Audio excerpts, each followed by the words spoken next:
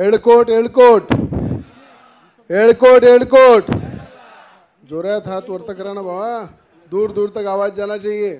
एडकोट एडकोट एडकोट एडकोट।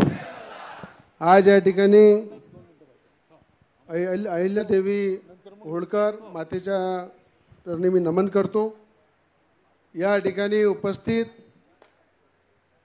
ज्यांचा सत्कार होत आहे, आपल्या सगळ्यांचे लाडके आणि महाराष्ट्राचे विधान परिषदचे सभापती असे आमचे आदरणीय प्राध्यापक राम शिंदे साहेब यांचं मनापासून अमरावतीमध्ये मी या ठिकाणी अमरावतीच्या जनतेच्या वतीनं, धनगर समाजाच्या वतीनं मनापासून हृदयातून स्वागत करतो।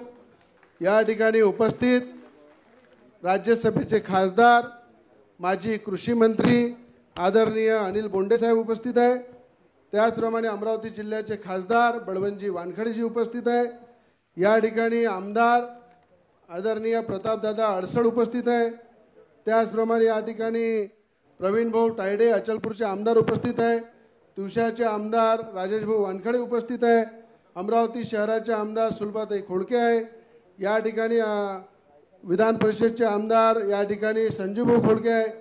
या ठिकाणी अनेक या ठिकाणी आमचे दर्यापूरचे लोहिटीचे आमदार या ठिकाणी गजानन भाऊ उपस्थित आहे।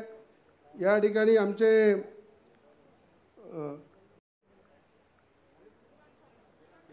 किरण सरनाईक साहेब उपस्थित आहे। आता एवढे एमएलसी झाले की नावच येत नाही काय। सगळ्यात जास्त जिल्ह्यात याच जिल्ह्यात एमएलसी आहे, पॉवरफुल लोक आहे सगळे, आणि त्यांचे एमएलसीचे बॉस बसले राम शिंदे साहेब। म्हणून या ठिकाणी सगळ्यांनाच मी जास्त नाव घेणार नाही, पण या ठिकाणी सगळे आमचे उपस्थित आहे। ज्यांनी आयोजन केलं धनगर समाजाचे सगळे आमचे कार्यकर्ते, या ठिकाणी जे आज या वयामध्ये सुद्धा धनगर समाजाला आरक्षण मिळालं पाहिजे, धनगर समाजाच्या प्रत्येक लढाईमध्ये पुढे राहतात असे आमचे दिलीप काका येळेतकर काका उपस्थित आहे। या ठिकाणी आमच्या शिंदेताई उपस्थित आहे। या ठिकाणी आपले उमेशजी घुरडे उपस्थित आहे, वैभव ठवडीजी आहे, स्वप्नील उपस्थित आहे, आमच्या अर्चनाताई तालन आहे। या ठिकाणी जानरावजी अवघड आहे, निखिल घुरडे आहे, प्रेमाताई आमच्या लवाडे आहे, प्रदीपजी अलोने आहे, सारिका अवघड आहे, पंकजाताई आहे, जानरावजी या ठिकाणी उपस्थित आहे, मुकुंदजी उपस्थित आहे, रमेश भाऊ उपस्थित आहे, प्रदीप घुरडे आहे। अनेक लोक या ठिकाणी आयोजकमध्ये पण निखिल घुरडे, अमित महात्मे, श्याम बोबडे, संगीताताई शिंदे सगळे या ठिकाणी उपस्थित आहे आणि त्यांचं मी मनापासून धन्यवाद मानतो। या ठिकाणी मी जास्त काही बोलणार नाही, पण राम शिंदे साहेबांना एवढंच सांगतो, मी चौथ्यांदा जे आमदार झालो या समाजाचा सिंहाचा वाटा आहे आणि या सगळ्यांनी मला आशीर्वाद दिला, ताकद दिली आणि नेहमी नेहमी मला आपला बहुजनांचा चेहरा म्हणून या ठिकाणी त्या ठिकाणी विधानसभेमध्ये पाठवून आपला सगळ्यांचा आवाज बनवून त्या ठिकाणी काम करण्याची संधी दिली, गोरगरिबांची सेवा करण्याची संधी दिली। त्याबद्दल मी राम शिंदे साहेबांसमोरच सांगतो, आपल्या सगळ्यांचे मनापासून मी आभार व्यक्त करतो, हृदयातून आभार व्यक्त करतो। आणि या ठिकाणी मला पोटतिडकीने येळेतकर काकांनी सांगितलं की आरक्षणाचा मुद्दा खूप महत्त्वाचा आहे, खरंच आरक्षण मिळालं पाहिजे, पण राम शिंदे साहेबाबद्दल जे बावनकुळे साहेब बोलले, आज राज्याचे महसूल मंत्री आहे, अमरावतीचे पालकमंत्री आहे आणि जबाबदारीने ते बोलले की राम शिंदे साहेबाकडे एवढी मोठी ताकद आहे की इथून गेल्यानंतर पहिलं जे अधिवेशन राहील आपलं आता, त्या अधिवेशनामध्ये वरच्या हाऊसमध्ये एक मताने ठराव पास करून केंद्राकडे ते पाठवतील। एक मताने आरक्षणाचा ठराव राम शिंदे साहेबांनी जर केंद्राकडे पाठवला, केंद्रामध्ये बोंडे साहेब आहे, मी सुद्धा आहे, नवनीत राणा, जिथे आमची गरज पण आम्ही जाऊ आणि त्या ठिकाणी तो आरक्षण कसं मिळाला पाहिजे यासाठी पूर्ण प्रयत्न करू। कारण की आज भाजपच्या माध्यमातून आदरणीय राज्याचे मुख्यमंत्री देवेंद्र फडणवीस साहेबांच्या माध्यमातून मी पाहिलं की जेव्हा जेव्हा ते मुख्यमंत्री झाले सगळ्यात जास्त न्याय देण्याचं काम आज तुम्ही पहा, राम शिंदे सभापती झाले, त्याच ठिकाणी आमचे गोपीचंद पडळकर आमदार झाले, महादेवजी जानकर मंत्री होते, आमदार होते, म्हणजे धनगर समाजाच्या प्रत्येक व्यक्तीला त्या ठिकाणी त्यांनी संधी दिली, त्यांना त्या ठिकाणी तिकीट दिली, निवडून आणलं, मंत्री बनवलं.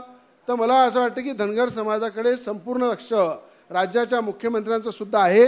आणि नक्कीच ज्या ज्या ठिकाणी या समाजावर कुठलीही अडचण आली तर मुख्यमंत्री म्हणून देवेंद्र फडणवीस साहेबसुद्धा या समाजाला नेहमी ताकद देतील, हा माझाही विश्वास आहे. आणि या ठिकाणी मेंढपाळाच्या माध्यमातून सुद्धा प्रश्न मांडले. मेंढपाळाचे मला आठवते की जिल्ह्यामध्ये जेव्हा मेंढर चरायला घेऊन जातात जंगलामध्ये, तेव्हा रात्री बेरात्री दिवसा तिथून फोन येते की फॉरेस्टचा हा त्रास आहे, फॉरेस्टवाले मेंढपाळाला जमा करतात, पेनल्टी देतात, त्याच्यावर केसेस करतात.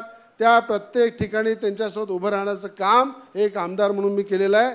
आणि माझ्या शेतामध्ये अजूनही मेंढपाळ त्या ठिकाणी मोठ्या प्रमाणात मेंढरं घेऊन राहतात. आणि मी रात्री जातोच तिथं त्यांना भेटायला. आहे ना मेंढपाळ इथं बसलेले आहे ना. म्हणून मेंढपाळांचं खरं जे काम आहे, मेंढराला सुद्धा संरक्षण मिळालं पाहिजे, त्यांना या ठिकाणी विमा मिळाला पाहिजे, हे सुद्धा एक हक्काची मागणी आहे. आणि मला असं वाटते ती सुद्धा राम शिंदे साहेबांच्या माध्यमातून आम्ही सगळे आमदार मिळून त्या ठिकाणी मांडू आणि त्यांना सुद्धा न्याय देण्याचं काम करू. आज या ठिकाणी राम शिंदे साहेबांबद्दल एवढंच सांगतो की ते माझे खूप जुने मित्र आहे. आणि मला आम्ही सोबतच सभागृहामध्ये गेलो. आमचा एक खास मित्र होता निलेश पारवेकर, आणि आम्ही तिघेही सोबत, भले ते काँग्रेसचे होते, भाजपचे होते, मी अपक्ष होतो, पण आमची दोस्ती मजबूत होती. आणि आज निलेश पारवेकर नाही आहे, पण तरी मी तेव्हा पाहिलं राम शिंदे साहेबांना की राजकारणाच्या पलीकडे जाऊन संबंध ठेवणारा माणूस, संबंधाला जोपासणारा माणूस, तो खऱ्या अर्थानं राम शिंदे हा असा नेता आहे.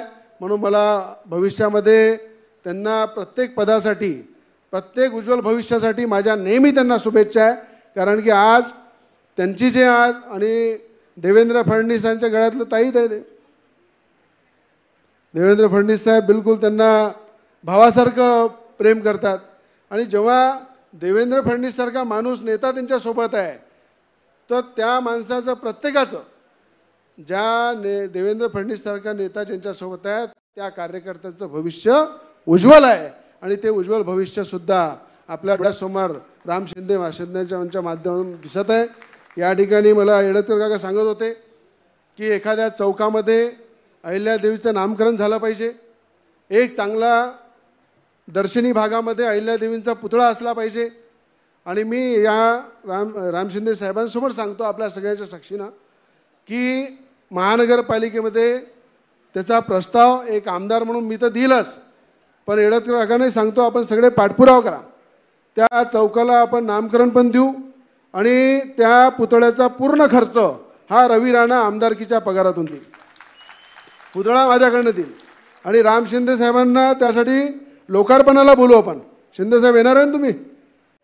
पुतळा मी देणार आहे पगारातून, पगार आहे ना आमदार चालू. आणि अहिल्यादेवींच्या पुतळ्यासाठी जर पगार दिला तर ते तकदिराचं काम आहे.